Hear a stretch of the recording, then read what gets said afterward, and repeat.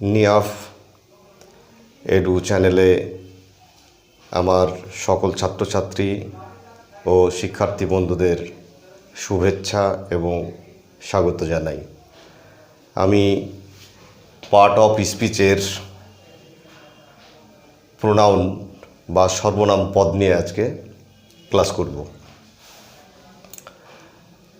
আমরা প্রথমেই জেনে নেব প্রোনাউন কাকে বলে।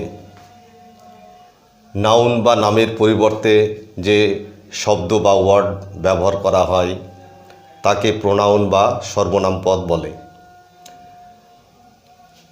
আরও ছোট করে যদি বলা যায়, যে কোনো নামের পরিবর্তে যে পদ বা শব্দ বা ওয়ার্ড ব্যবহার করা হয় তাকে প্রোনাউন বা সর্বনাম পদ বলে। আমরা উদাহরণ হিসাবে দেখে নিই, যথা I, we, he, she, they, it, you, this, that, আরও অনেক আছে। আমরা পার্ট অফ স্পিচ নাম্বারের সময় একটা লিস্ট দিয়েছিলাম প্রোনাউনের, সেগুলো তোমরা আশা করি দেখেছ, না দেখলে আরেকবার দেখে নিও। আমরা প্রোনাউন কেন বাক্যে ব্যবহার করি এই ব্যাপারে একটু আলোচনা করে নেওয়া যাক। বারবার বাক্যে নাউন ব্যবহার করলে আমাদেরকে শুনতে ভালো লাগে না, সেই কারণে প্রোনাউনের ব্যবহার করতে হয়। আমাদের মানব জাতির যেমন একটা চেহারা আছে, সৌন্দর্য আছে, আমরা শ্রুতি মধুর করে কথা বলি, ঠিক ভাষারও তেমনি চেহারা আছে এবং ভাষাকে শ্রুতি মধুর করে বললে সবাইকে শুনতে ভালো লাগে। আর সেই কারণেই প্রোনাউনের বা সর্বনাম পদের ব্যবহার হয়।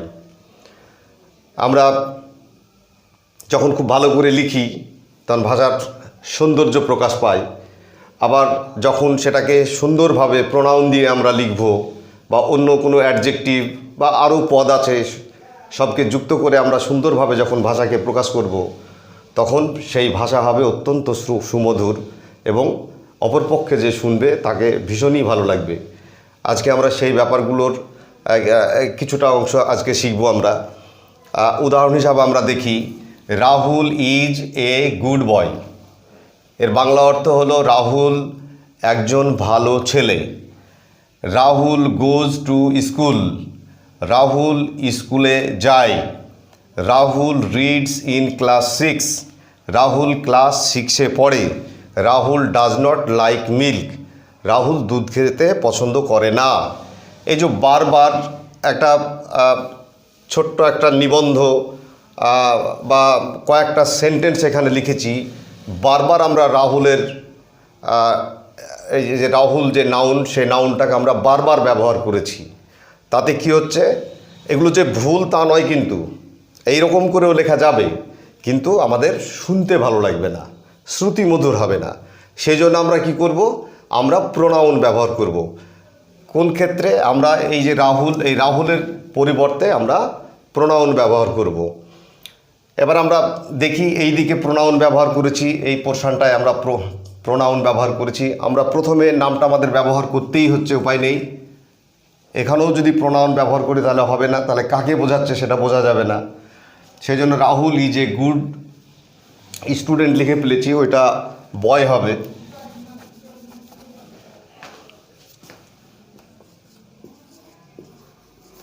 বয়, গুড বয়। রাহুল একজন ভালো ছেলে। আমরা এখানে এই যে রাহুলটা ব্যবহার করেছি, এই একই স্থলে আমরা হি ব্যবহার করেছি। এই রাহুলের প্রোনাউন হি, সে। এখানে সে বোঝাচ্ছে রাহুলকে। হি গোজ টু স্কুল। সে স্কুলে যায়। আবার হি লিখেছি রাহুলের পরিবর্তে। He reads in class 6। সে ক্লাস 6-এ পড়ে। আবার হি লিখেছি রাহুলের পরিবর্তে। He does not like milk. সে দুধ খেতে পছন্দ করে না।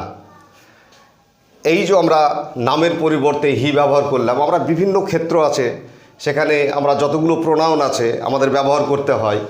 আমরা আর একটা উদাহরণ নিয়েছি, the elephant is the slowest of all animals. বলছে জন্তুদের মধ্যে হাতি খুব ধীর গতির বা মন্থর গতির। It can not run fast, ইহা দৌড়াতে পারে না। এবার আমি এইখানে যে ইট, ইট হলো এখানে প্রোনাউন, কার পরিবর্তে ব্যবহার করলাম? আমরা এলিফ্যান্টের পরিবর্তে ব্যবহার করলাম। আর একটা ব্যাপার বলি, যদি আমরা গোটা এলিফ্যান্টটাকে ব্যবহার করতাম তাহলে আমাকে কী করতে হতো? অনেকগুলো বর্ণ লিখে এই এলিফ্যান্টটাকে লিখতে হতো।